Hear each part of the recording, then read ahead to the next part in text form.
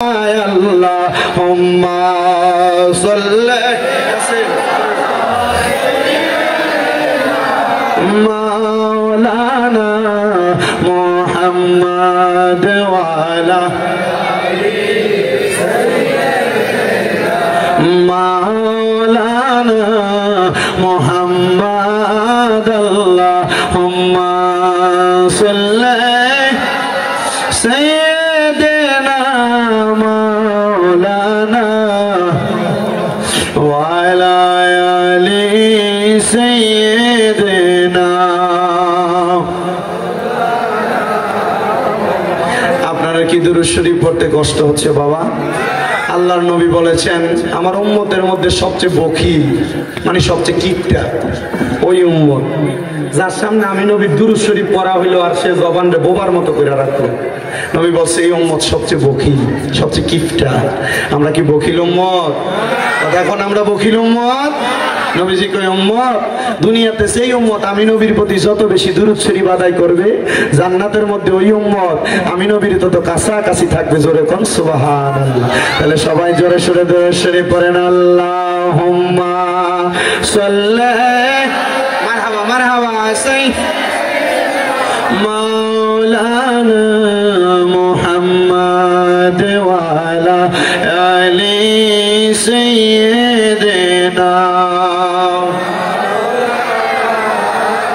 रहमतल लिल आलमीन नबीजी रहमतेर खजीना रहमत दिए भरपुर करें रहमत छाड़ा बाची ना अल्लाहुम्मा सल्ली मौलाना मुहम्मद वाला आली सय्यिदना मौलाना मुहम्मद ला इलाहा इल्लल्लाहु ला इलाहा हस्बी रब्बी जल्लल्लाह मा फी क़ल्बी गैरुल्लाह पढ़ेन हस्बी ला मा फी क़ल्बी गैरुल्लाह नूर मुहम्मद पढ़ेन नूर मुहम्मद ला इलाहा इल्लल्लाह ला इलाहा इल्लल्लाह नमाज रोजा सैरोना के हो माँ बाবার খেদমত চাইরোনা বলেন নামাজ রোনা কে হো মাँ বাবার খেদমত চাইরোনা আমার নবীর দরদ বইল না আমার নবীর আমার নবী তোমায় বলবে না লা ইলাহা ইল্লাল্লাহু লা ইলাহা আরে অনেক দূরে মদিনা আমরা কেমনে যাব জানি না বলে অনেক না আমরা কেমনে যাব জানি না হায়রে দয়া লাল্লা দয়া করেন রেনে নসিব করেন মদিনা লা ইলাহা ইল্লাল্লাহু লা ইলাহা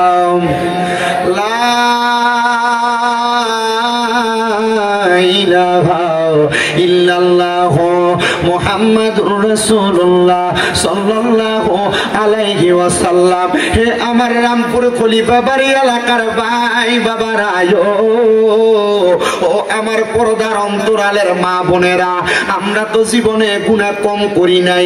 আমরা জীবনে যত গুনাহ আল্লাহর কসম আমার গুনাহ আপনারা দেখলে আমারে বক্তা বানায় বসাইতেন না। দাড়ি পাকা পুরা পুরা মুরব্বী বাবারা একবার চিন্তা করে দেখেন আপনার জীবনের গুনাহ যদি আপনার ফুতে চোখে দেখতো আপনার বাপ কইয়া ডাকতো না। এই যুবক ভাই, আপনার জীবনের গুনাহ যদি আপনার মা দেখতো সন্তান কইয়া পরিচয় দিত না। পর্দার অন্তরালের মা, ও মা, তোমার জীবনের গুনাহ যদি তোমার সন্তান দেখতো মা কইয়া পরিচয় দিত না। মা গো মা, আর কত গুনাহ করবা গো মা, জীবনের গুনাহ করা এখন থেকে বন্ধ করো গো মা। জানুনি গো মা, জানুনি গো আমার আব্বাজিরা, এই গুনাহ করার কারণে একদিন আপনারে আমার জাহান্নামের আগুনের মধ্যে জ্বলা লাগবো। হায়রে, জাহান্নামের আগুনের মধ্যে পড়লে আমার সন্তান আমারে বাঁচাবো না, আমার বাপ আমারে বাঁচাইতো না, আমার বন্ধু বান্ধব বাঁচাইতো না। আল্লাহর নবী ডাক দিয়ে কই, উম্মতের দলেরা, ওই সময় তোমার দুইটা জিনিস বাঁচাইবো।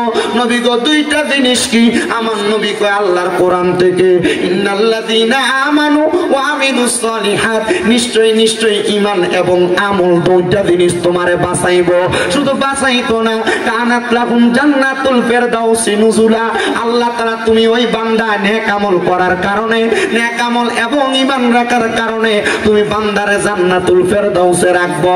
আর এই ঈমান এবং আমল যেই ব্যক্তিগুলা ভালো রাখতে পারে, আমার আল্লাহ কোরআনে কয়, উলাইকা হুম খায়রুল বারিয়া, এরা হইল দুনিয়ার সবচাইতে ভালো মানুষ। হায়রে,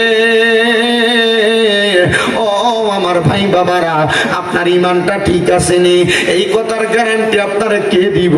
আপনার মনটা আমলগুলা এখনো ঠিক আছে কিনা, এটার গ্যারান্টি কে দিব? জীবনে কত গুনাহ করছেন, আপনার গুনাহগুলা মাফ হইছে নি? এই গুনাহগুলা কেমনে মাফ করাইবেন? আসেন না রে বাবা, কলবের মধ্যে আল্লাহ তাআলার একটু জিকিরের পয়গাম জারি করে দেয়, যেন আপনার আমার জীবনের গুনাহগুলা মাফ হইয়া যায়। চক্ষুটা বন্ধ করে দিয়া আমার আল্লাহ তাআলার একটু আসনে জাতের জিকির করবেন, যেন আমার আল্লাহ তাআলা আপনার আমার জীবনের গুনাহ মাফ করে দেয়। মুহাব্বতের আওয়াজে একটু দমে দমে আল্লাহ তাআলার জিকির করেন। আল্লাহ আল্লাহ আল্লাহ আল্লাহ আল্লাহ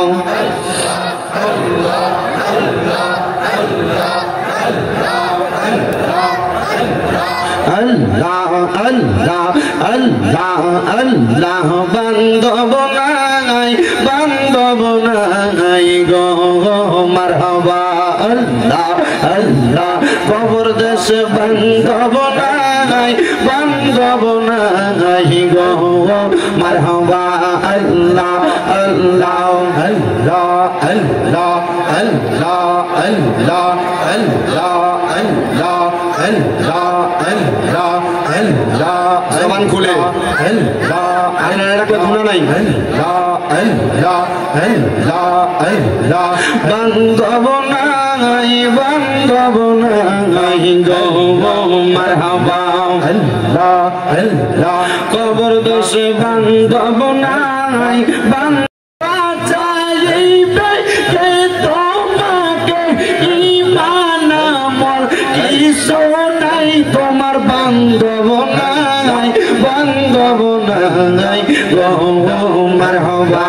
আল্লাহ আল্লাহ, নবী সারা আপন কে গো নাই গো মুমিন ভাই, নবী সারা আপন কে গো নাই মারহাবা।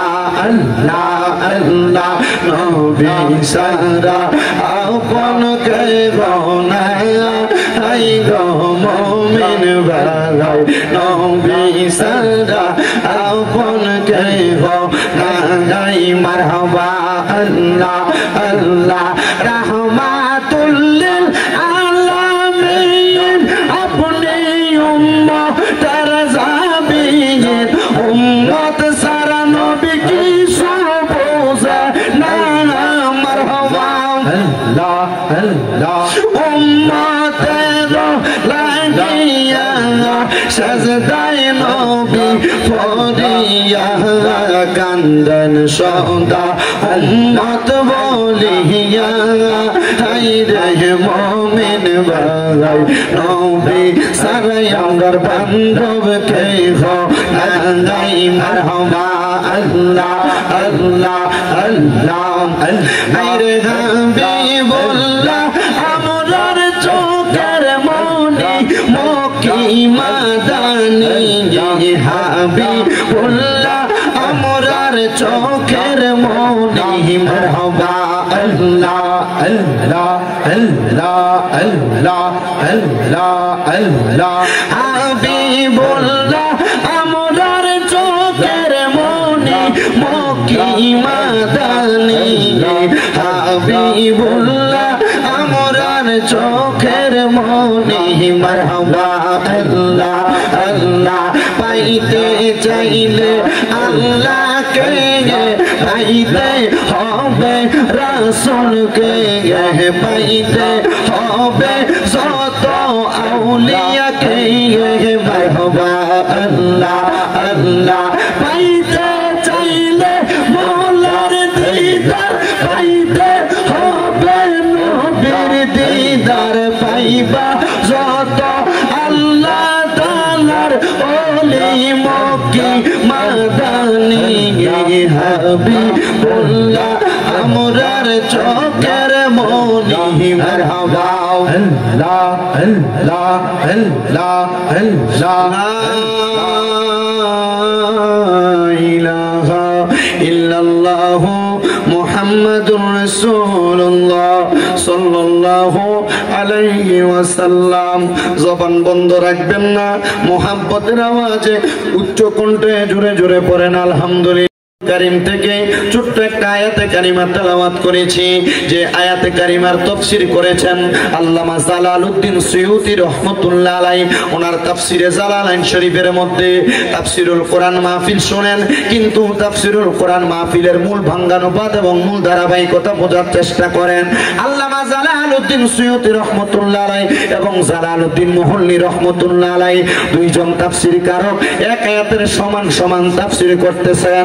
আমি আল্লাহ তাআলার কোরআন থেকে পড়েছি, বিসমিল্লাহির রহমানির রহিম, ওয়া নুনাজ্জিলু মিনাল কুরআনি মা হুয়া শিফাউ ওয়া রাহমাতুল লিল জোরে কন্না সুবহানাল্লাহ। তাআলা ঘোষণা করেন অনুনাজ্জিলু মিনাল কুরআনি, এবং আমি কোরআন নাজিল করেছি। মারহাবা কইতেন না?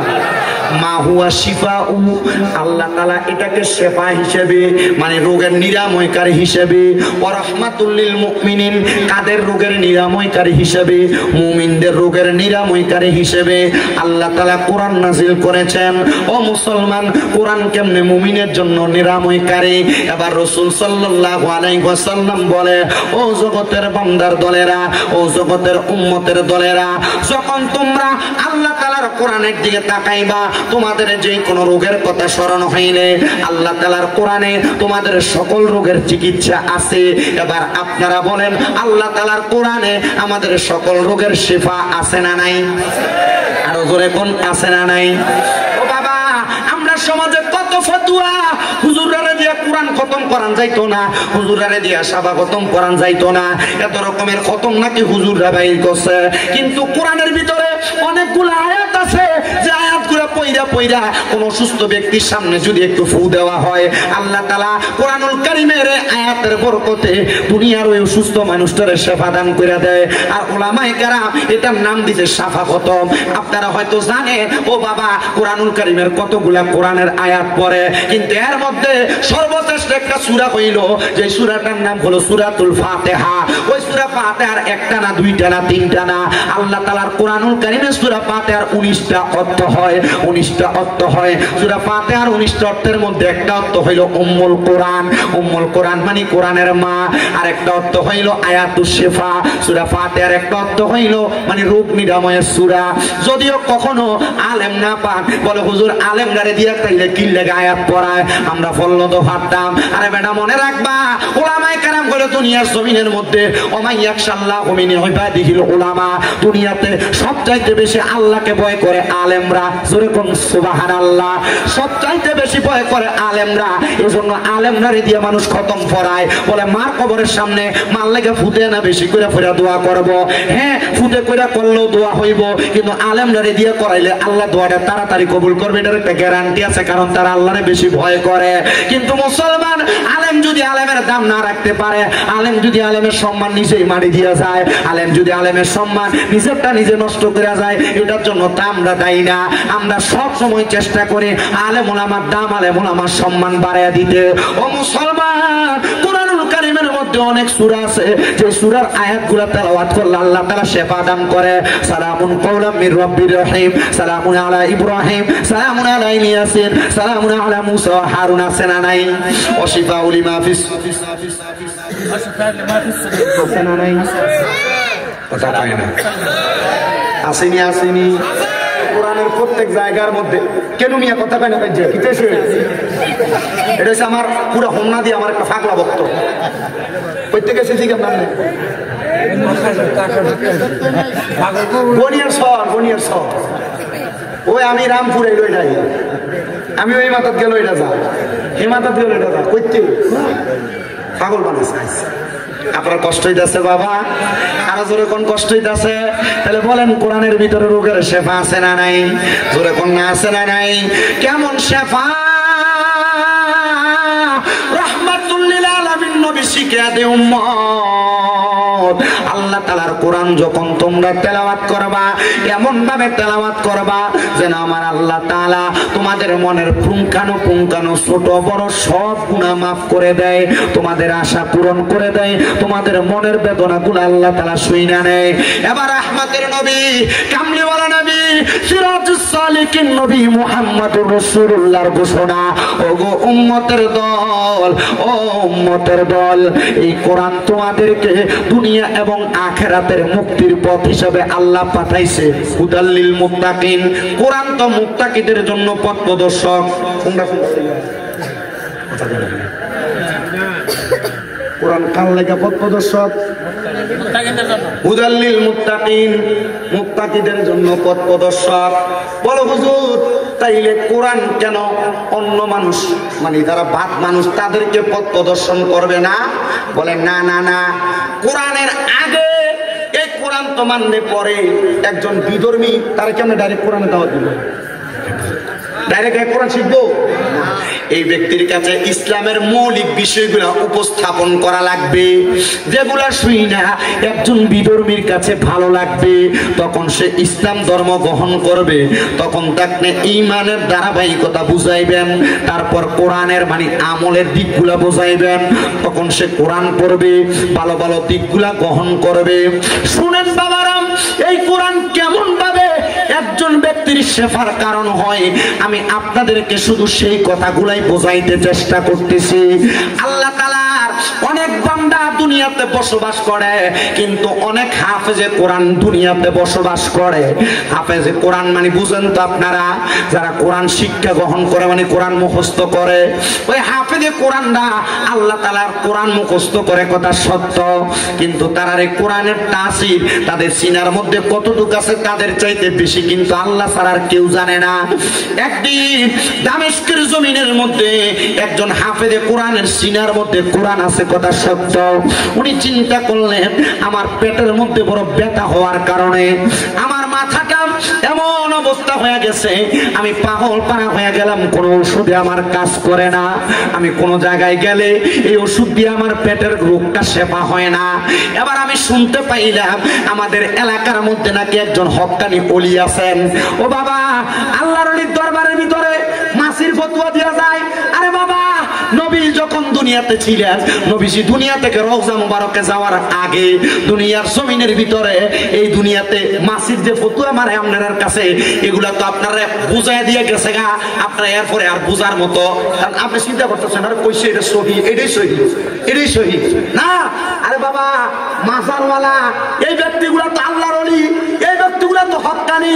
কিন্তু হ্যাঁ, আরেকটা কাহিনী আছে, আপনার এই অত্র অঞ্চলের ভিতরে বিভিন্ন জায়গায় মাজারের ভিতরে আছে না, আল্লাহর ওলির নাম দিয়ে মাজারের ভিতরে বেরিয়ে দিয়ে গান করে। কথা ঠিক আছে নি ভাই? কথা ঠিক আছে নি? মাজার মানে গান বাজনা না তো, মাজার মানে আল্লাহর দরবার মানে গান বাজনা জায়গা না। আল্লাহর দরবার মানে তরিকত, শরীয়ত, হাকিকত, মারফত সব শিক্ষা গ্রহণের জায়গা। সুবহানাল্লাহ নাই দো, সুবহানাল্লাহ নাই দো। আরে গৌসে পাক আব্দুল কাদের জিলানীর দরবারে বেরিয়ে গান কইতো না, খাতা করিবেন আমাদের দরবারে বেরিয়ে গান কইতো না, এখনো কয় না। হযরত বাহাউদ্দিন নকশবন্দির দরবারে বেডিয়ের গান কইতো না, এখনো কয় না। মুজাদ্দেদ আল-ফাসানির দরবারে এখনো বেডিয়ের গান কয় নাই, ভবিষ্যতে কইতো না। মনে রাখেন বাবা, মনে রাখেন, মাথায়ও রাখেন, আল্লাহর ওলিরা মানুষকে সত্য ধর্ম এবং দ্বীন শিখাইতে আসে। তো আল্লাহর ওলিরা হক, এই আল্লাহর ওলিদের ওসিলা দিয়ে যখন আমরা দোয়া করি তখন আমরা কাছে ওসিলা কই ফেলি। ওসিলা দিতে কে কইছে? ডাইরেক্ট আল্লাহর কাছে যাবি। ওসিলা দিতে আল্লাহ কইছে, আল্লাহর কোরআন, ওয়াবতাগু ইলাইহিল, আল্লাহ নিজে বলতেছে ওসিলা তালাশ করার জন্য। আমরা আল্লাহর কথা মানি। বলেন কার কথা মানি? ওয়াবতাগু ইলাইহিল ওসিলা, কি আমার কথা না আল্লাহর কোরআনের কথা? আমরা আল্লাহর কোরআনের কথা মানি। আমার সব জিগান, আমার সব আসেনি নেই, আমি কত পুকুরে জিগান, আমি সব কথা বলে দিতেছি। আল্লাহর কোরআন বলে ওসিলা দেওয়ার জন্য। ওসিলা কাট দিবেন? হক্কানি রব্বানি ব্যক্তিদের ওসিলা দিবেন। কথা কোন না, হক্কানি রব্বানি ব্যক্তিদের ওসিলা দিবেন। কেমন ওসিলা দিবেন? এবার ওই হাফেজে কোরআন বলতেছে, আমার পেটের মধ্যে বড় পীরা, দামেস্কের জমিনে বড় মাপের আল্লাহর ওলি, ওই আল্লাহর ওলি, ওনার দরবারের মধ্যে কত মানুষ আসা যাওয়া করে, কত মানুষ আসা যাওয়া করে। ওই মানুষগুলা আল্লাহর ওলির কাছে যায় কত রকমের কথা বলে। কিন্তু বাবারা আপনারা মনে রাখবেন, সব সমস্যার সমাধান করে দেয় কি? ধরে বলেন না কে? আল্লাহ করে দেয়। কিন্তু আল্লাহর ওলিরা সামান্য ওসিলা মাত্র। ও বন্ধু,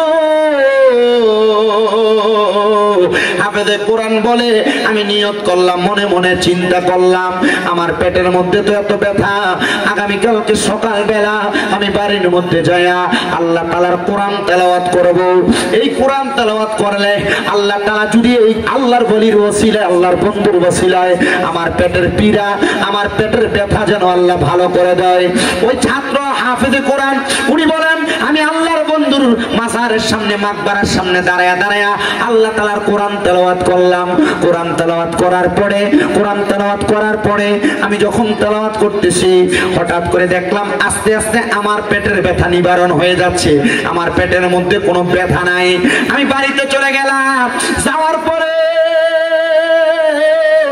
হঠাৎ পরের দিন আমি লক্ষ্য করে দেখলাম আমার পেটের মধ্যে আবার পীড়া দিচ্ছে, পেটের মধ্যে আবার ব্যথা দিচ্ছে। এমন টাইমে আমি আবার নিয়ত করলাম, হযরতে ফতেহ আলী সুবহানী রহমাতুল্লাহ আলাইহি নামক ওই আল্লাহর ওলির মাকবারার সামনে, মাজারের সামনে যায়া আমি আবার আল্লাহ তাআলার কোরআনুল কারীম তেলাওয়াত করব। উনি বলেন, আমি দ্বিতীয় দিন আবার আল্লাহর ওলির মাকবারার সামনে যাইয়া আল্লাহ তাআলার কোরআন তেলাওয়াত করতে লাগলাম। কোরআন যখন তেলাওয়াত করতেছি, আবার আমার আল্লাহ তাআলা আমার পেটের ব্যথা নিবারণ করে দিছে। জোরে জোরে বলেন সুবহানাল্লাহ, মুহাব্বতে কন্যা সুবহানাল্লাহ। এবার আল্লাহর ওলিটা লক্ষ্য করে দেখতেছে, সামনে দিয়ে আসো, তুমি এদিক দিয়ে পেছন দিয়ে যাও, পেছন দিয়ে, সামনে দিয়ে মানুষের ডিস্টার্ব দিও না। আল্লাহর ওলির মাকবারার সামনে আমি যখন দ্বিতীয়বার কোরআন তেলাওয়াত করলাম, আমার পেটের ব্যথা নিবারণ হয়ে গেছে। এবার আমি চলে গেলাম। কিন্তু তৃতীয় দিন আমি লক্ষ্য করে দেখলাম আমার পেটের মধ্যে আরো ব্যথা। আমি আবার আল্লাহর ওলির মাকবারার সামনে দাঁড়ায়া দাঁড়ায়া আল্লাহ তাআলার কোরআন তেলাওয়াত করা শুরু করলাম। কিন্তু অন্যদিন আমি যখন কোরআন তেলাওয়াত করতাম, আমার পেটের ব্যথা সাথে সাথে নিবারণ হয়ে যাইত। কিন্তু আমার পেটের ব্যথা নিবারণ হচ্ছে না, মানে পেটের ব্যথা যায় না। আগের 2 দিন কোরআন তেলাওয়াত করছে, পেটের ব্যথা গেছে গা, পরের দিনও করছে গেছে গা, কিন্তু তৃতীয় দিন কোরআন তেলাওয়াত করে পেটের ব্যথা।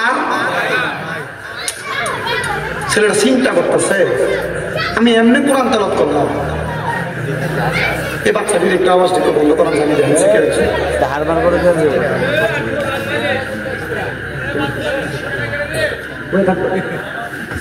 আবার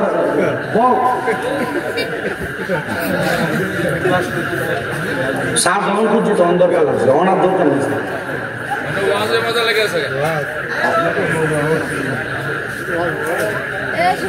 প্রথম দিন কোরআন তেলাওয়াত করছে, পেটের ব্যথা কি হয়ে গেছে।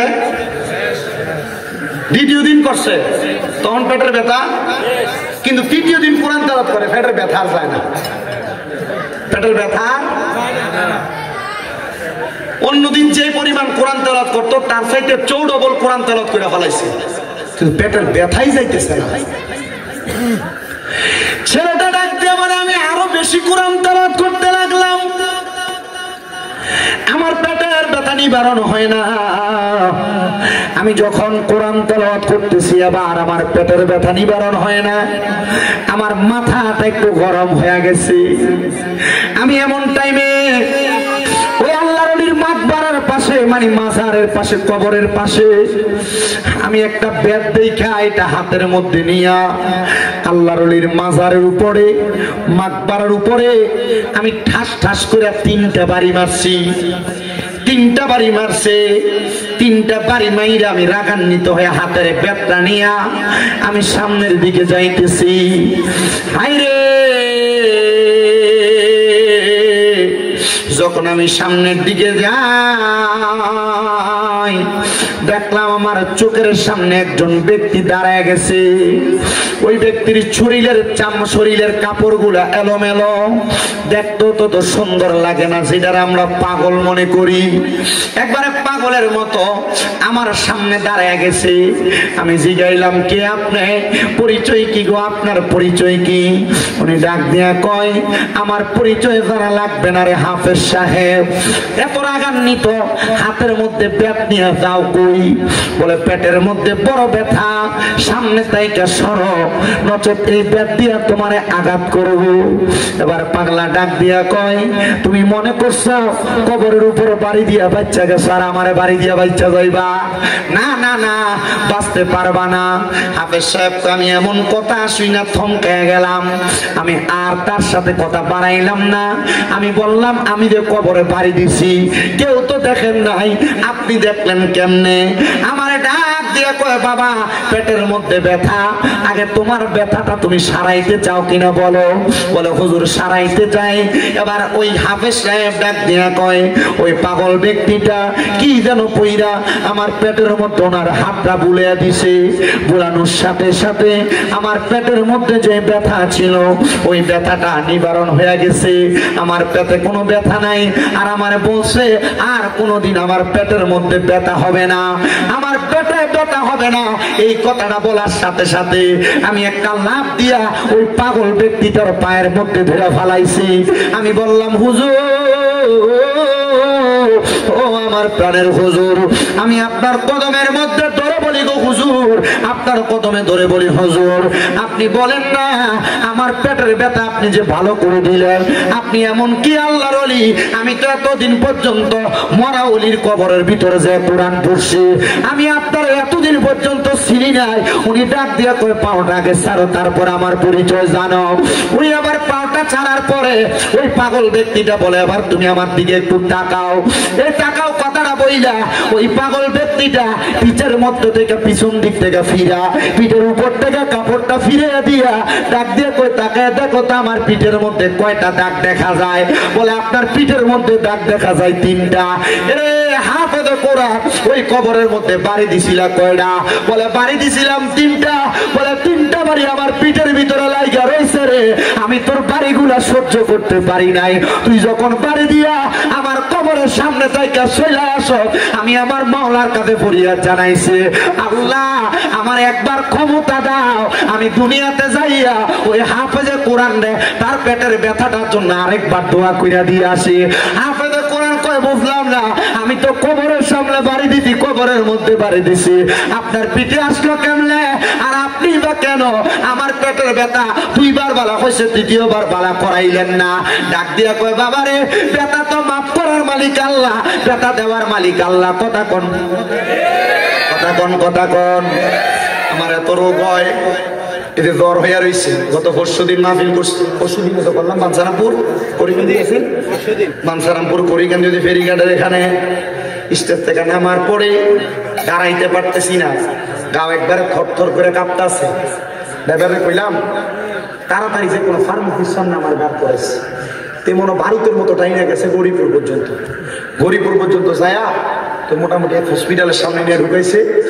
যাও না, আমার কাছে ডাক্তার আছে, আপনারা হয়তো পরীক্ষা দিব, রক্ত পরীক্ষা করতে না কেছে, বুঝছি গাড়ি ঘোরা। আসলে তো রক্ত বাই করলে এটা আমার কাছে ভালো লাগতো না। এমনি একবার রক্ত দিছি, আলহামদুলিল্লাহ কিন্তু আমার সে এটা আমার কাছে ভালো লাগতো না, জ্বর হয়েছে ঠিক আছে আগে বাইর যায় পরে দেখতাম, এনে কোনো কামটা হতো না।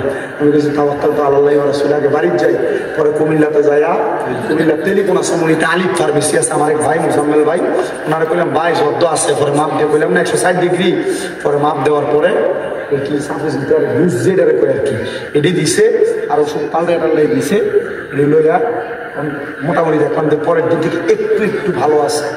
আজকেও গতকালকে দুইটা মাহফিল করতে পারছি, আজকেও দুইটাই যে আপনাদের সুন্দর করে করতেছি। শরীর এখনো পর্যন্ত মোটামুটি ভালোর দিকে, বাকিটা এখন থেকে নামার পরে বুঝতে পারবেন। আপনার দোয়া করবেন আমার লেগা। আমি কইলাম যে আল্লাহ আমি যদি মাহফিলে না যাইতে পারি মানুষ আমার বাজে বলবে, শরীর অসুস্থ হয়ে গেলে মানুষ বোঝে না, আসলেই বোঝে না। আমার গত কয় তারিখ 14 একটা মাহফিল, আমি মাহফিল কমিটিতে কইলাম ও আমার তো শরীরটা ভালো না, আমার 9টার মধ্যে মাইক দিয়ে দিল, কিন্তু 9:30 মাইক দিলাম ভাই, 9:30 ভিডিও করে নিচ্ছে তো আর আমার স্টুডেন্ট নেই, 9:30 নিতে নিচে 10টা। আমি মোটামুটি কিছু একটু কালেকশন আছে, আমি 1 ঘন্টা 20 মিনিট ওয়াজ করে আমি কালেকশনে ঢুকছি, 1 ঘন্টা 40 মিনিট হয়ে গেছে। 1 ঘন্টা 40 মিনিট পরে কালেকশন সব করে সারছি, হুজুর আমরা মাদ্রাসার গান করতে কালেকশন। তার মানে কি সে আমার অসুস্থতা বুঝছে? তার কত নাম হুজুর টিয়া দিয়ে আনছি, বদুল্লা টিয়া দিয়ে আনছি বদুল্লা। এরপরে দেখেন এই কালেকশন করে দেওয়ার পরে মুনাজাত দিব, এরা হুজুর একটু জিকির করেন। আমি বললাম তোর বিবেক না, তোর আকল নাই। তো পরে একটুটুকু বোঝাইলাম যে কোনো মাহফিল কমিটি বক্তাদের কষ্ট বুঝবে। আমি ওয়াজ করবো আপনার বাড়িতে দেয় কিন্তু মোটামুটি যার যেমন ঘুমাই দেবে না। আমি কিন্তু এখান থেকে যাইতে যে মনে করেন 2.5 ঘন্টা একবার আমার হিসাব দেয়, এখান থেকে কুমিল্লা থেকে 2.5 ঘন্টা লাগে। কিন্তু এই যে কুয়াশা দিনের বেলা হিসাব করছেন 2.5 ঘন্টা, কিন্তু সামনে দিয়ে ফাঁসার দূরে দিয়ে হাতা না গাড়ির সামনে ফাঁসার দূরে দিয়ে হাতা না, কয়েক দূরে দেওয়া যায় না, 5 হাত দূরে দেখা যায় না। তখন আর কেমন 2.5 ঘন্টাতে কুমিল্লা যায়, তখন যাইতে দিতে ফজর। তো রাতের ঘুম কি দিনে হারায়? আমরা তো মোটামুটি মনে করেন বহুত টিয়া লয়ে দেখে এটাই শেষ হয়ে যায়, যে পরিশ্রম করে এটা হয়ে যায় না। কই আপনার কাছে তো গত বছর দাওয়াত দিয়ে গেছে, আমার মাদ্রাসা 2-1টা ফলামিন বাড়াইতেন, ও হারাইছেন না প্রত্যেকে। কি দরকার? যা কই বাবু যেমনি আছি এমনি আলহামদুলিল্লাহ, আমিন কোন আর জোরে কোন আমিন। আপনারা ফাটাইলেও আছেন না ফাটাইলেও আছেন। গত পরশুদিন আমার মাদ্রাসার মাহফিল হয়েছে, 150 জন সবক লইছে, মারহাবা কয় না তো? 100 কয়জন সবক লইছে? 50 জন। এই মাদ্রাসায় ছাত্রই আছে 375 জন। এক মাদ্রাসার কথা বলছে, আমার মাদ্রাসা 6টা। যে হুজুরা বড় বড় লিকচার ভিটটা দা হুজুরে জিজ্ঞেস হুজুর আপনার মাদ্রাসা কয়টা? এরা নিয়ে নিয়ে ঢাকা ফ্ল্যাট কিনে বাড়ি কিনে কথা কন না খা।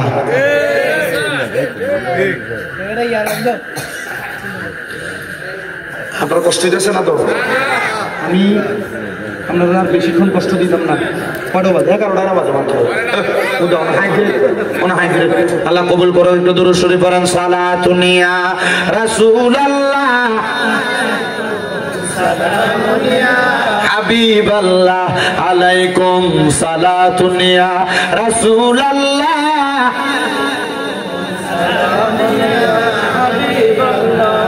মদিনার মাটি যদি হইতাম নবীজিকে বুকের মাঝে রাখিতাম সালাতুন ইয়া রাসূলুল্লাহ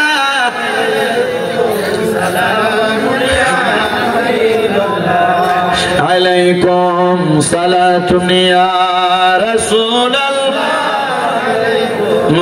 সালামুন ইয়া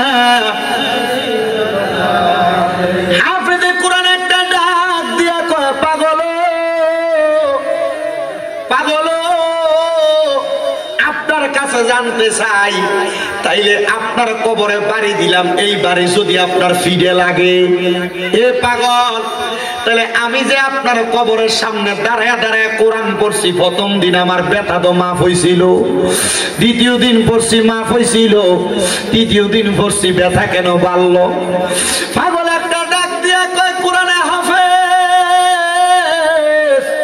ব্যথা দেওয়ার মালিক আল্লাহ, নেওয়ার মালিক আল্লাহ, বাড়ায়া দেওয়ার মালিক আল্লাহ, কমায়া দেওয়ার মালিক আল্লাহ।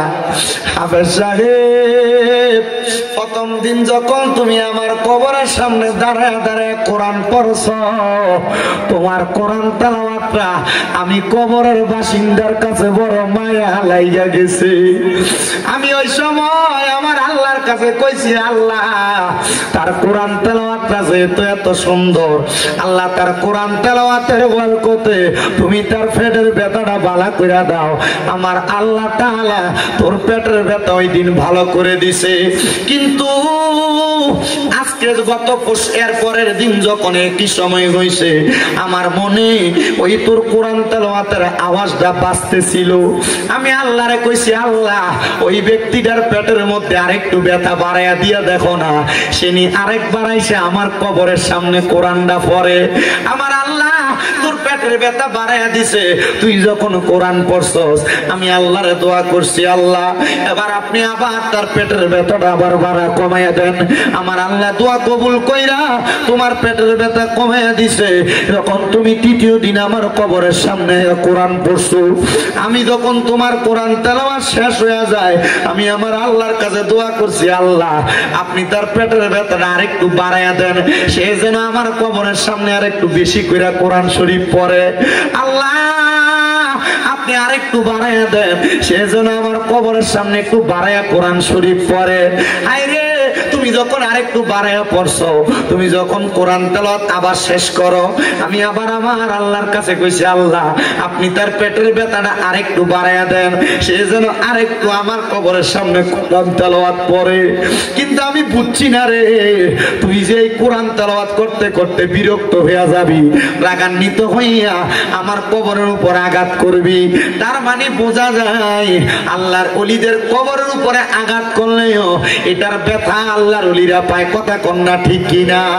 অনেক মুনাফিকেরা, অনেক বেঈমানেরা গত কয়েকদিন সরকার পতনের পরে দেখছেন নি আপনারা, জানি না মাজারের মধ্যে হামলা চালাইছে, আল্লাহর ওলির মাজার ভাঙতে গেছে। আরে অনেক মানুষ এটার বিরোধিতা করছে, আমি কিন্তু বিরোধিতা করছি না। আমারে যখন কেউ আয়া কয় হুজুর দেখছেন নি এরা তো যায় যায় মাজার ভাঙ্গালায়, আমি কইছি বেশি করে ভাঙতো ক। বলে হুজুর মা এটা কেমন কথা কন? আমি কইছি এরা মাজার ভাঙতে গেছে, মাজার কিন্তু ভাঙছে না। কয় হুজুর কেন গো? আমি কইলাম এরা তো মাজার ভাঙতে দেয়, শুধু উপরের ইট পাথরটি সরাইছে।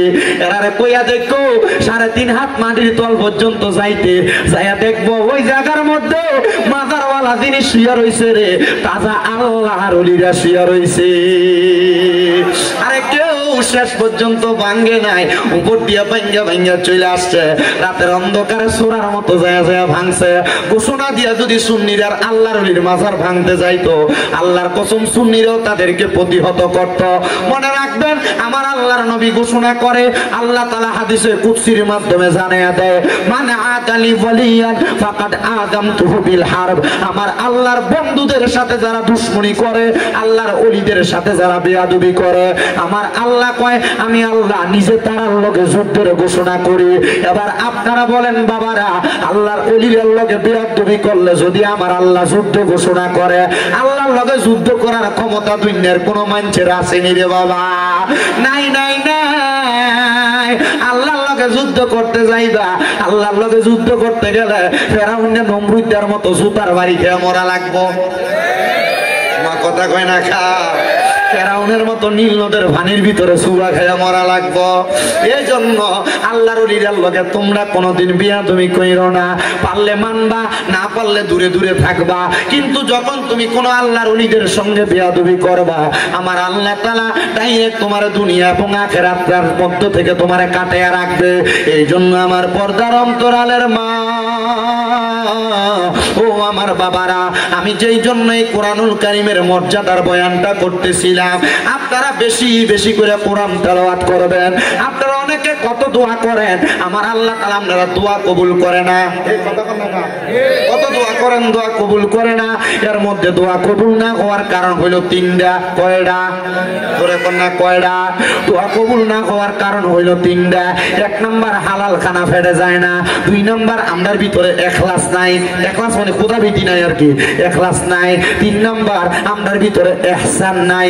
মানে মানুষের প্রতি মায়া মোহাব্বত মায়া মমতা নাই, এই জন্য আমরা দোয়া দিয়ে আল্লাহর কাছে কবুল হয় না। তো দোয়া কবুল হওয়ার মূল মাধ্যম যেটা, ইবাদত কবুল হওয়ার মূল মাধ্যম যেটা, সেটা হইলো হালাল খানা। আমরা হালাল খামো কই থেকে? আমরা সমাজের ভিতরে দিয়ে সুদ করে অভাব নাই, কথা বল না কেন? আমরা হালাল খামো কই থেকে? আমরা সমাজে ঘুষ করে অভাব নাই। আপনারা আবার ঠিক ঠিক কইতাছেন, এদিকে ধরে নিয়ে আপনারা মসজিদের সভাপতি বানান, এদিকে ধরে নিয়ে আপনারা মসজিদের সেক্রেটারি বানান, এদিকে ধরে নিয়ে আপনারা এলাকার হদ্দার বানান, এদিকে ধরে নিয়ে আপনারা আদ্দার মাতাব্বর বানান। কথা কই না? আসেনি? আছে আছে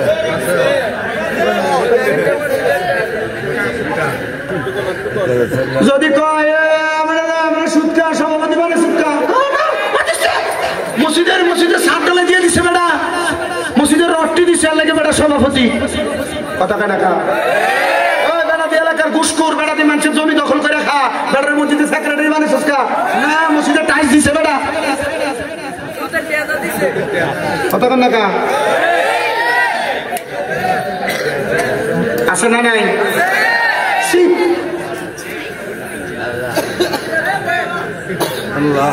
আপনারা কষ্ট হইতেছে? আসেনি এমন? কম না বেশি?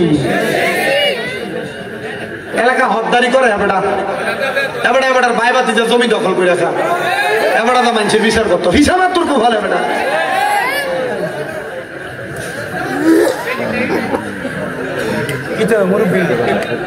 সত্য ব্যাপারটা সত্য কথা বলে, ওরা এমন আছে না নাই? মানুষের জমি দখল করে কায়দা মানুষের বিচার করতো হত্যা। হ্যাঁ সাধনে বয়ে বয়ে দেখবেন লম্বা লম্বা কথা, এই সুৎকুর আর গোসকুর কি করে তোর আর করে নুরা।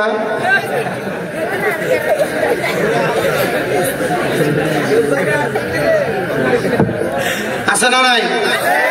আবার দেখবেন এই রামপুরের বাজারে দেয়া মুরগা কিনতে, আপনি দেশিটা কিনতে পারতেন না, আপনি কিনতে পারতেন না। এবার এক মুরগি কিনতে, মুরগার দাম 3000, এবার প্রায় 3500 মধ্যে। কেউ আপনি 3000 তো বেচাইলে কষ্ট হয়ে দেবো, আমার ইচ্ছে হয়েছে আধা মনে 1 মানে কিনে না। কি আছে এই প্রত্যেকে আছে? কথা কয় না? আছে না নাই? আছে না না?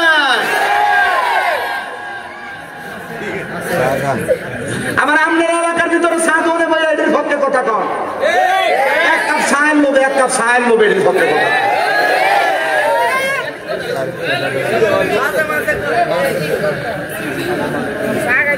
কথা বলেন এমন আছে না নাই?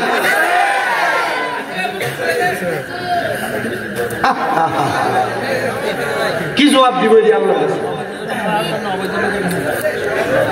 আবার অবৈধ জমি মনে করেন বাপ মরে গেছে, বাপ বইনের সম্পদ বুঝিয়ে দেয় না, আছে কি? 2 লাখ কে দিয়ে বই দাবি দাবি দায় দাবি ছেড়ে দেয়। বড় ভাই মরে গেছে, ভাই বাতিদের জমি বুঝিয়ে দেয় না, এমন সিটার নাই আপনার এলাকা?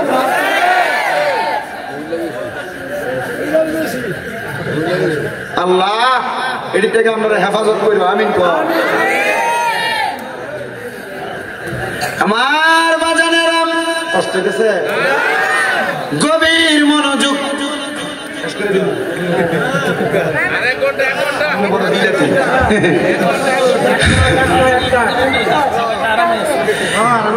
আমার তো আরাম না, আমার তো বেড়াম। আমার বাজানেরা গভীর মনোযোগ দিয়ে বয়ানটা শ্রবণ করবেন, তাইলে দোয়া কবুল হওয়ার যে সত্য।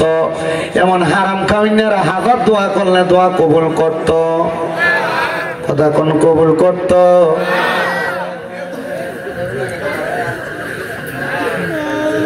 আল্লাহরে ভয়ও করা লাগবো, মানুষের প্রতি ইহসানও করা লাগবো, মায়া দয়াও করা লাগবো, লাগবো নি? লাগবো নি? অনেক মা বোনেরা দোয়া করে কবুল হয় না। মা বোনেরা মনোযোগ দিয়ে শুনো গো মা, তোমরা জান্নাতে যাওয়া বড় সহজ গো মা। আল্লাহর নবী শিখিয়ে দেয়, কোন মহিলা যদি 4 কাম করে জান্নাতি, কয় কাম? নবী গো চার কাম কি? নবী কো 1 নাম্বার কোন মহিলা যদি পর্দা করে, 2 নাম্বার কোন মহিলা নামাজ পড়ে 5 ওয়াক্ত, 3 নাম্বার কোন মহিলা রোজা রাখে, 4 নাম্বার কোন মহিলা যদি স্বামীর আদেশ অমান্য না করে, তাহলে এই মহিলার জান্নাত একবারে সহজ। এ মহিলার চাইতে বড় আল্লাহর ওলি দুনিয়াত নাই। মারহাবা কোন, মারহাবা কোন। মা গো মা, নামাজ পড়ো, পর্দা করো, রোজা রাখো, কিন্তু জামাই যদি অন্য কোন কথা একটু থেকে একটু টের বেটের একটা দমক দাও, জামাইয়ের কথাটার মানো না, আল্লাহর কসম তোমার নামাজ কামে লাগতো না, রোজা কামে লাগতো না। লাগবো না, না কথা বলে না, মনে রাখো। দিনের বেলা ঝগড়া করে রাত্রবেলা অন্যদিকে মুখ ফিরে রাখে। অন্যদিন বাচ্চা থাকতো এক পাশে, জামাই বউ এক লগে ঘুমাইতো, যেদিন ঝগড়া হয় দিন বাচ্চা মাঝখানে। অন্যদিন কি তো আপনার কষ্ট দিতেছে, এবার আমরা কই যা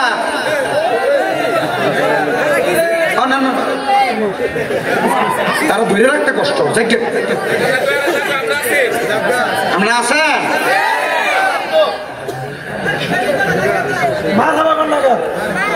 না তোমার হবা এটা কইয়াতে মুর্শিদ ভাই আরো জোরে কোন মার হাওয়া। অন্যদিন জামাই ঘুমাইতো 2 বালিশে, কিন্তু মা বোন দোয়া কবুল হইব কেমনে? আপনি কত দোয়া করেন, ঘর থেকে রোগ বালা মুসিবত ছাড়ে না, আরে ছাড়বো কেমনে মা?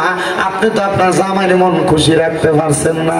কথা কন আমার বাবারা, আমার বন্ধুরা, ও পর্দার অন্তরালের মা বোনেরা, দোয়া কবুল হওয়ার মূল মাধ্যমের ভিতরে আরেকটা মাধ্যম, স্বামীর মনটারে খুশি রাখা লাগবো। স্বামীর মনটা যদি অখুশি রেখে আপনি রাত্রবেলা ঘুমান, আমার আল্লাহর আযাবের ফেরেশতারা আপনারে লানত দিব। মহিলারা স্বামীর আদেশ মানতে চায় না, স্বামী তাদেরকে কত রকমের আদেশ করে শুনতে চায় না, কিন্তু আল্লাহর নবী বলে কোন মহিলা তাদের স্বামীর আদেশ ছাড়া বাবার বাড়ি তো যাইতে পারবে না। কিন্তু বাবার বাড়ি দূরের কথা, বেটি পুরা হুমনা বাজার ঘুরে চইলাইয়ে জামাইয়ের খবরও থাকে না। 3 বছর দাবাত দিতাম না দিলে কি তৈব?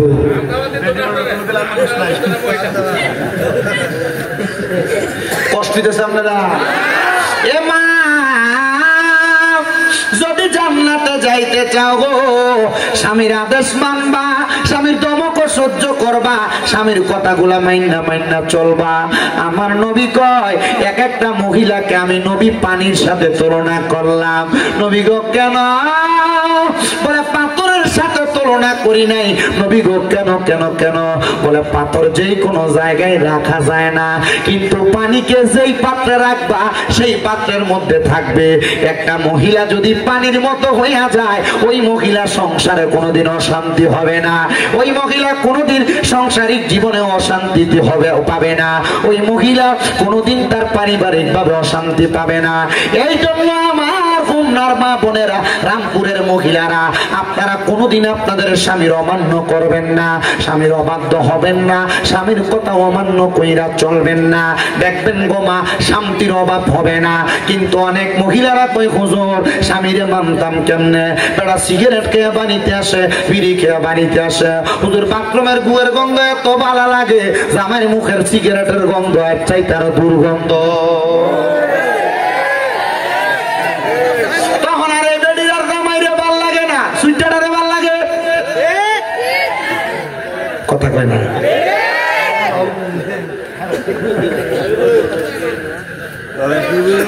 আপনার মুখের ভিতরে দুর্গন্ধ, ফসা গন্ধ। আপনার বউ আপনার রাত্রবেলা গেলে আপনার পাশে দিয়ে শুইব কেমন? আপনি আমার ভালো লাগে না তখন। আর এটা বন্ধ করার লাগবো না। আল্লাহ দোহাই লাগে, যে পোলা পান অথবা যে ভাইয়েরা সিগারেট খায় এরা জিজ্ঞাসা করে দেখেন শিক্ষক কার কাছে। এরকম একদিন আমার এক ভাইবে কইছিল, কোন রকম একটা টান দিয়ে দেওয়া হচ্ছে না, একদিন কোন রকম একটা টান দিয়ে দেওয়া হচ্ছে না, তারা বানাইছে।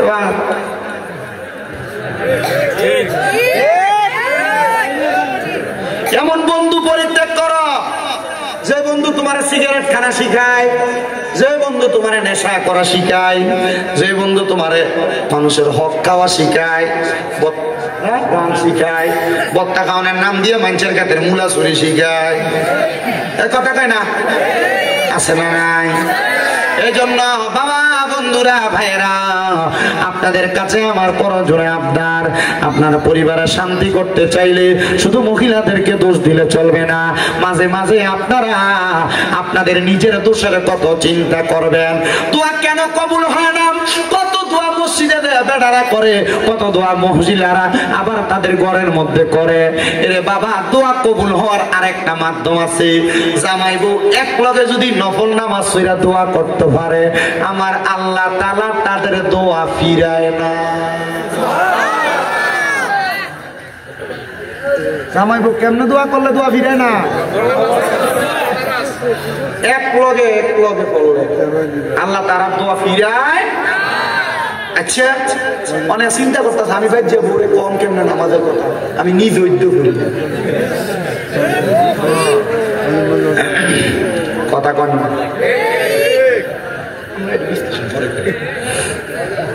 ঠিক আছে নি? জামাই বই এক লগে, ওই যে বাসর রাইতে এক লগে ভরাই দিছিল 2 টাকা, আর কোনদিন ভরছে কিনা সন্দেহ। করার দরকার আছে না নাই? দরকার আছে না নাই? ও বন্ধু, ও নবীর উম্মতের দলেরা, এমন দোয়া কে করছে জানো? এমন দোয়া করছে আল্লাহ তাআলার পয়গম্বর হযরতে জাকারিয়া আলাইহিস সালাতু ওয়াস সালাম। বয়স বড় বৃদ্ধ হয়ে গেছে জাকারিয়া নবী। তো জাকারিয়া নবী ছিল হযরত মরিয়ম আলাইহিস সালাতু ওয়াস সালামের খালু। হযরত মরিয়ম আলাইহিস সালাতু ওয়াস সালামের খালু। তো মরিয়ম আলাইহিস সালাতু ওয়াস সালাম যখন ছোট, মরিয়ম আলাইহিস সালাতু ওয়াস সালামের বাবা মারা যাওয়ার পর ওনারা লালন পালনের দায়িত্ব এ পড়ছিল জাকারিয়া নবীর উপরে। মারহাবা কোন? আর জাকারিয়া নবী ছিল বাইতুল মুকাদ্দাস মসজিদের ইমাম সাহেব। মারহাবা। 4জন ইমামের ভিতরে উনি একজন ইমাম। মরিয়ম আলাইহিস সালামের বাবা ছিল আরেকজন ইমাম, উনি মারা গেছেন, উনি ছিলেন দ্বিতীয় নাম্বার। মারহাবা। হযরত জাকারিয়া পয়গম্বর মরিয়ম আলাইহিস সালাম রে কুলি পিঠে করে মানুষ করার পরে যখন মরিয়ম আলাইহিস সালাম বড় হয়ে গেছে, জাকারিয়া পয়গম্বর আমার আল্লাহর কাছে দোয়া করে, আল্লাহ আমার মরিয়ম এখন আর আমার কাছে নাই গো আল্লাহ, আল্লাহ তুমি যদি আমার একটা ইবাদিকা সলিহিন নেক সন্তান দিতা, তাহলে আমি জাকারিয়া নবীর মনের আশাটা পূরণ হইতো, আমার কলিজা ঠান্ডা হইতো। জাকারিয়া নবী দোয়া কইরা কানতে কানতে বাড়িতে গেছে, চোখের পানি মুছতে মুছতে। জাকারিয়া নবীর স্ত্রী জাকারিয়া নবীরে দেখা ডাক দিয়ে কই, স্বামী গো এমন ভাবে কান্না করতেছেন, কান্না করার কারণটা কি জানতে চাই? ডাক দিয়ে কই, স্ত্রী এমন ভাবে কান্না করার কারণটা তুমি জানতে চাও? আমি কান্দি আল্লাহ যেন আমার একটা সন্তান দেয়। বলে কেন? কারণ একটা সন্তানের দোয়ার কারণে আল্লাহ তাআলা মা বাপরে মাফ কইরা দেয়। হায় রে,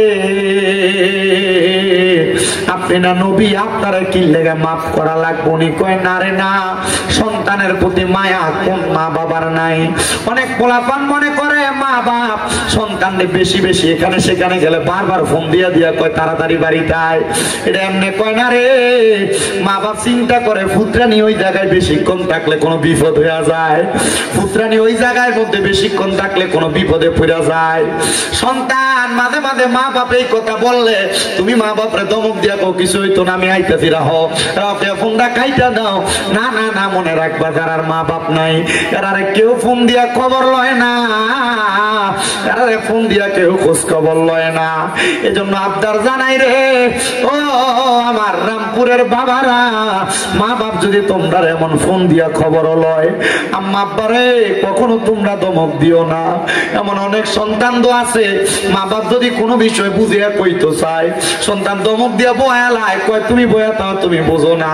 আরে তারা বোঝে না, তুই ফুতে বোঝো, মা বাপের মতো তুমি ফুতে বেশি বোঝো না। আম্মা আব্বা বুড়া হয়ে গেলে এত এদের থেকে পরামর্শ নিবে, এদেরকে অবহেলা করে চলবা না। মনে রাখবা বুড়া মানুষের এক বুদ্ধি তোমার 10 বুদ্ধিও মাল কারাইতো না। এজন্য সবার কাছে আমার আবদার, বৃদ্ধ মা বাবার অবহেলা করিস না, বৃদ্ধ মা বাপরে বড় মায়া করবি, আদর যত্ন করবি। হযরতে জাকারিয়া নবীর স্ত্রী ডাক দিয়ে কই, স্বামী আপনি যদি আমারে বলেন গো, আমরা স্বামী স্ত্রী দুইজন মিলে আল্লাহর কাছে দোয়া কইরাম। এতদিন তো আপনি বাইতুল মুকাদ্দাসে দোয়া করছেন, আমি আমার ঘরে বৈশা দোয়া করছি। আজকে রাত্রবেলা আমরা স্বামী স্ত্রী দুইজন বৈশা দোয়া করব, দেখবেন দোয়া কবুল করব। অনেক মহিলারা সন্তান হয় না, আমি বলবো স্বামীরে নিয়ে একসাথে রাত্রবেলা তাহাজ্জুদ নামাজ পড়বা, দেখবা আমার আল্লাহ তাআলা সন্তান দান করব। অনেক মহিলাদের ঘরের মধ্যে বরকত হয় না, আমি বলবো জামাইরে নিয়ে এক লগে ঘরের মধ্যে নামাজ পড়বা। অনেক মহিলার ঘরের মধ্যে রোগ বালা মুসিবত ছাড়ে না, আমি কমু জামাইটারে নিয়ে একসাথে নফল নামাজ পড়বা, ঘরের ভিতরে রোগ বালা মুসিবত থাকবে না। তোমরা নামাজ আর দোয়ার বরকতে আল্লাহ তাআলা সব ধরে দিব। এবার আপনারা বলেন, আল্লাহর নিয়ামত অর্জনের জন্য স্বামী স্ত্রী একটাই কে করে ইবাদত করার দরকার আছে না নাই? জাকারিয়া নবীর স্ত্রী এবং জাকারিয়া নবী একসাথে দোয়া করে। দোয়া করার পরে আল্লাহ তাআলা জাকারিয়া নবী এবং ওনার স্ত্রীর দোয়া কবুল করে ফেলছে।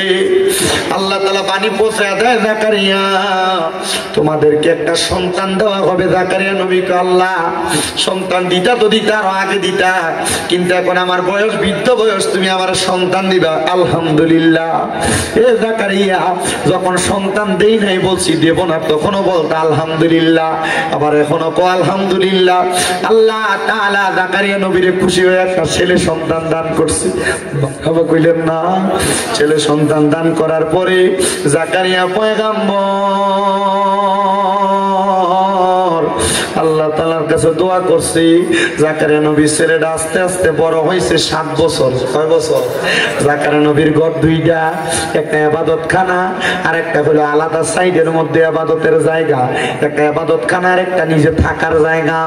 জাকারিয়া নবী বলে, সন্তানের 7 বছর বয়স, আমি আমার থাকার ঘরের মধ্য থেকে রাত্রবেলা বের হওয়ার পর রাতে আর ঘরে যাই নাই, আমি আমার ইবাদতখানার মধ্যে ইবাদত করতে করতে সময় কাটিয়ে দিছি।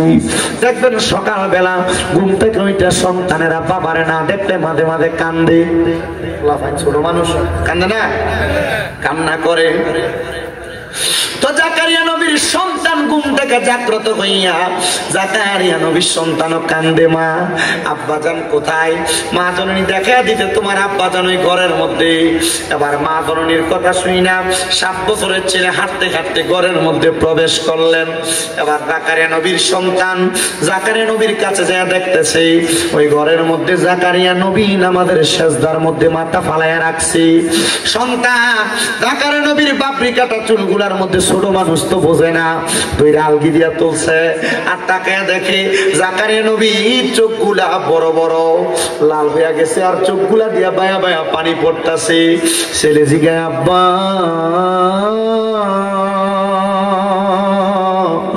ও আব্বা, আপনার চোখের মধ্যে কেন এত পানি? জাকারিয়া নবী কান্দে, হাত ডাক দিয়া কয়, বাবা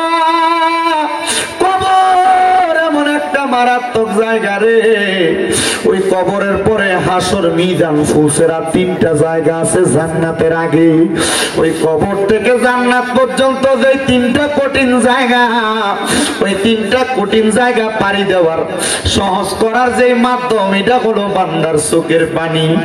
আপনি না নবী, আপনি কি লাগে এটার জন্য কান্দেন? কয় উম্মতের শিখাই। জাকারিয়া নবী কয়, ফুটের এই কথা বইলা আমি আমার সন্তানকে কুলে নিয়ে ঘরে চইলা গেছি। বলছি আমার স্ত্রী খাবার রেডি করো, আমি গোসল কইরা খাবার ভক্ষণ করবো আমার সন্তানকে নিয়ে। জাকারিয়া নবী গোসল করতে চলে গেছেন, শেষ করে ঘরে এসে জিজ্ঞাসা করে, আমার সন্তান কোথায়? ওনার স্ত্রী বলতেছে, আমি তো জানি আপনার সন্তান আপনার সাথে। উনি বলে, আমি জানি তোমার সাথে। ও বন্ধু, ও নবীর উম্মতের দল, আশিক রাসূল ভাই বাবারা, জাকারিয়া পয়গম্বর ওই জায়গার মধ্যে দাঁড়ায়া থাইকা ডাক দিয়া কই, স্ত্রী আমার সন্তান বুঝি ঘরের মধ্যে নাই। খুঁজতে খুঁজতে জাকারিয়া পয়গম্বর ওই এলাকার পাহাড়ের গুহা একটু বাদ রাখে নাই, গাছের আড়াল খেজুরের বাগান বাদ রাখে নাই, কোন মানুষের বাড়ি ঘর বাদ রাখে নাই, কোন জায়গার মধ্যে জাকারিয়া নবী ওনার সন্তানটারে খুঁজা খুঁজা পাইতেছে না। 7 দিন হয়ে গেছে, জাকারিয়া নবী ওনার সন্তানরে ঠুকাইয়া পাইতেছে না। জাকারিয়া নবী আমার আল্লাহর কাছে কান্দে, আল্লাহ এতদিন পর্যন্ত সন্তান দিছো না। আমি জাকারিয়া নবীর মনের ভিতরে কোনো কষ্ট ছিল না, এই বয়সের সন্তান দিলা, এখন সন্তানের বয়স 7 হয়ে গেছে, সন্তানদের 7 দিন খুঁজা পাই না। আল্লাহ আমি জাকারিয়া নবীর কাছে ভালো লাগে না। জাকারিয়া নবী কান্দে কান্দে কান্দে, একটা খেজুর গাছের সাথে হেলান দিয়া কান্দতে কান্দতে ঘুমিয়ে গেছে। গায়েবী ভাবে আওয়াজ আসে, জাকারিয়া সব জায়গায় তো খুঁজলা, যে ঘরের ভিতরে তুমি যাইয়া আমি খোদারে ডাকো, ওই ঘরের ভিতরে যাইয়া সন্তানটারে খুঁজা দেখছনি? উনি বলে, ঘুম থেকে লাফ দিয়ে উঠছি, একটা দৌড় মাইরা ঘরের ভিতরে ঢুইকা গেছি, যা দেখতাছি রে আমার 7 বছরের ছোট ছেলে সেদার মধ্যে পড়া রয়েছে, মাথা ডালগি দিয়ে তোলা দিয়া আমি তাকে দেখছি 7 বছরের পোলাটার চোখ গুলা লাল হইয়া রয়েছে, চোখ দিয়া বায়া বায়া পানি পড়ে। ডাক দিয়ে কইলাম, বাবা রে এই ঘরের মধ্যে 7 দিন তুমি কি করো? সন্তান ডাক দিয়া কয়, আব্বা 7 দিন আগে আপনি না আমারে বলছিলেন এই কবরের মধ্যে টাইকা জান্নাত পর্যন্ত যাওয়ার জন্য হাসর মিজান ফুলসিরাত নামক যে কঠিন জায়গা আছে, ওই জায়গাটা পাড়ি দেওয়ার মূল মাধ্যম চোখের পানি। আব্বা আমার আল্লাহ তো আমি সন্তানরেও মাফ দিত না, এই জন্য আমি কান্দি, আমার আল্লাহ যেন আমারে মাফ কইরা দেয়। চিন্তা করছো নি রে ও আমার হোমনা রামপুরের বাবারা, তোমার 7 বছরের পোলারা মোবাইলে কার্টুন না লাগিয়ে দিলে ভাত খায় না, মোবাইলের ভিতরে টিকটক ভিডিও না লাগিয়ে দিলে সন্তান ভাত খাইতে বয় না। আর ওই সন্তান 7 বছরের বয়স আল্লাহ তাআলার কবরের ভয়ে কান্দে। কান্না করার কারণ হইল উনি বলতেছেন আমার আব্বা জানের কাছ থেকে শিক্ষা। সন্তানের জন্য জাকারিয়া নবী কান্দে আর কয়, আল্লাহ তোমার কাছে আবাদে কাসসালিহি নেককার সন্তান চাইছি, এমন একটা সন্তান দিছো, এই সন্তান দিয়ে আমার চাইতে তোমারে বেশি ডরায়। আল্লাহ গো তুমি আমার সন্তানটারে কবুল করো। আমার আল্লাহ তাআলা কবুল কইরা নিছে। এই সন্তানের দল তোমার বাপ্পা তোমার জন্ম দেওয়ার পরে নিজের চিন্তা তত বেশি করে নাই, জাকারিয়া নবী ওনার সন্তানের চিন্তা বেশি কইরা আমার আল্লাহর কাছে কাঁদছে। আপনার মা বাবা আপনারে জন্ম দিয়ার চাইতে আরো বেশি কাঁদতাছে। আরে কান্দে না শুধু, একটা সন্তান যদি দুনিয়ার জমিনে বিদেশেও চলে যায়, মা বাপের কলজাটার ভিতরে শান্তি লাগে না, ঘরের বাহিরে গেলে শান্তি লাগে না। আজকের মাহফিলে আমার হাবিব ভাই যে এই রামপুরের খলিফা বাড়িতে মাহফিল প্রতি বছর বছর সাজায়, আমি জানি না এই মাহফিল আর কতদিন পর্যন্ত চলবো। হাবিব ভাই যদি মারা যায় এই মাহফিলটা কায়েম জানি থাকবো নি। হাবিব ভাইয়ের বংশের মানুষের জন্য দোয়া করায়, এলাকার মধ্যে গানের জন্য দোয়া করায়, বৈদেশিরা জন্য দোয়া করায়, হায়াতে বাসিন্দা মানুষের লেগে দোয়া করায়। আল্লাহ আজকের মাহফিলে কোন পোলা পাঞ্জানি বসছে, যারা মা বাপ তারা এত কষ্ট করে করে মানুষ করছে, কিন্তু ওই মা বাপ অন্ধকার কবরের বাসিন্দা হইয়া রয়েছে। মাহবুব পর্দার অন্তরালে কোন মাইয়া জানি বসছে, তারা আজকে মা অন্ধকার কবরে মাহফিলে নাই। আল্লাহ কোন মাইয়াটা জানি পর্দার আড়ালে বইসা রয়েছে, তার আব্বা দুনিয়ার জমিনের মধ্যে নাই, তারা আছে। মাহবুব যারার মা নাই, যারার বাবা নাই, তারার মনে শান্তি নাই। জাকারিয়া নবী সহ সব নবীরা দোহাই দিয়া দোয়া করলাম, আল্লাহ তাদের মা বাবা কবরে, প্রত্যেকের মা বাবার কবর জান্নাতের বাগান বানিয়ে দাও, প্রত্যেকের মা বাবার কবর নাজাতের ফয়সালা করে দাও, প্রত্যেকের মা বাবার কবর নূরুন আলা নূর বানিয়ে দাও। আল্লাহ ও দয়াল রাব্বুল আলামিন, যারার মা বাবা বাইসা রয়েছে আম্মা আব্বার হায়াতের মধ্যে বরকত দান করে দাও। আমিন। হে আমার কুমিল্লা হোমনার রামপুরের বাবা, যদি কেউ ওই মা বাপরে কষ্ট দিয়া থাকো, আল্লাহর দোহাই আমি সব মাহফিলে কই তারার কাছে দেয়া মাফ চাইবা, নচেত আমার ওয়াজ শুনা তোমার কোনো লাভ নাই। যদি এরা বাদ না দিয়া থাকো, আল্লাহর দোহাই আমি সব মাহফিলে কই তারার কাছে মাফ চাইবা। এরা বাদ না দিয়া ওয়াজ মাহফিল শুনলে কোনো লাভ হবে না। অনেক মহিলারা শ্বশুর শাশুড়িরে কষ্ট দেয়, মনে রাখবা গো মা, যতদিন শ্বশুর শাশুড়িরে মা বাবার মতো মনে না করবা শান্তি পাইবা না। আল্লাহ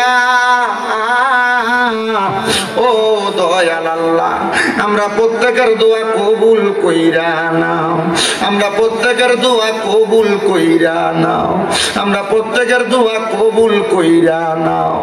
আল্লাহ জাকারিয়া নবীর সন্তান যেমন ভাবে কান্নাকাটি করছি, মাবুদ রে ও দয়াল আল্লাহ, আমাদের সবাইকে ওই কবরের কথা চিন্তা কইরা কইরা কান্না করার তৌফিক দান করো। কাইন্দো রে বাবা কাইন্দো, কেন জাননি আমার নবী কয় দুনিয়াতে যেই ব্যক্তি দৈনিক মাত্র 20 বার মরণের কথা স্মরণ করবে, ওই ব্যক্তি যদি ওই দিন মারা যায়, আমার আল্লাহ তারে শহীদের মর্যাদা দিয়া দেয়, আমার আল্লাহ তারে শহীদের মর্যাদা দিয়া দেয়। আল্লাহ দুনিয়ার জমিনের মধ্যে আমাদেরকে মরণের প্রস্তুতি নেওয়ার তৌফিক দান করো। শ্বশুর বাড়িতে যাও, মিষ্টি নিয়ে যাও, ফল ফ্রুট নিয়ে যাও, কিন্তু একবার চিন্তা করো ওই কবরের বাড়ির মধ্যে যে যাইবা, কি সামান রেডি করছো? কবরেরও তো কিছু সামানের দরকার আছে রে আব্বা। আমি আগেই বলছিলাম কবরের সামান হইলো ঈমান আর আমল, এগুলা নিতে পারবা, কবরের শান্তি পাইবা। দোয়া করবা আল্লাহ যেন আজকের মাহফিলের উসিলায় সব কবরবাসীরে মাফ কইরা দেয়। আল্লাহ তাআলার কাছে সেই ফরিয়াদ জানাই, আল্লাহ যেন নবীজির উসিলায় আজকের মাহফিল কবুল আর মঞ্জুর করে নেয়। আসলেন নবী এই দরাতে রহমত বরকত নিয়ে, চলুন সবাই তাজিমে সালাম দেই ওই নবীর ইয়া নবী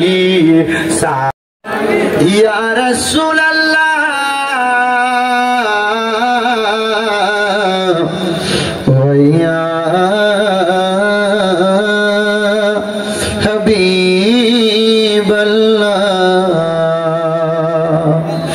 দয়াল নবী গো,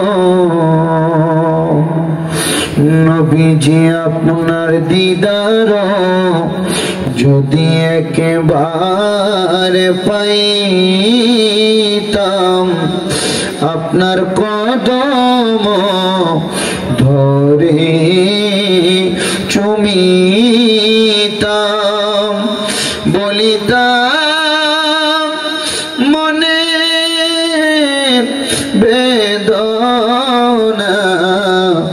চুমিতাম আপনার ওয়াজা ইয়া নবী। সবাই কাতার করুন। ইয়া রাসূল সালাম, ইয়া হাবিব সালাম আলাইকা সালাতুল্লাহ।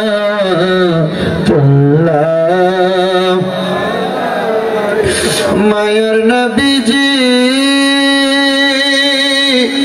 ওগো উম্মতের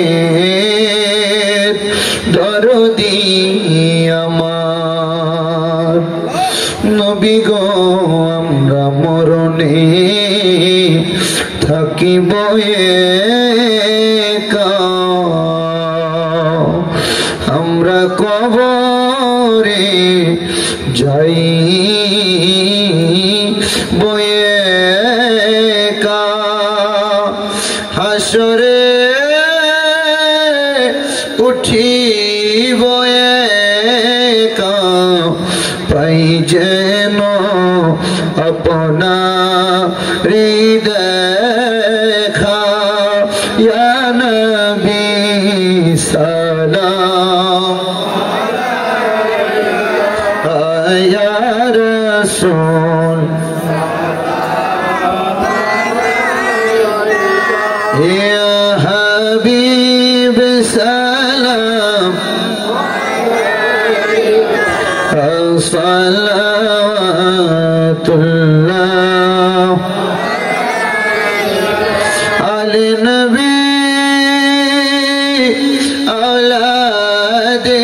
नबी और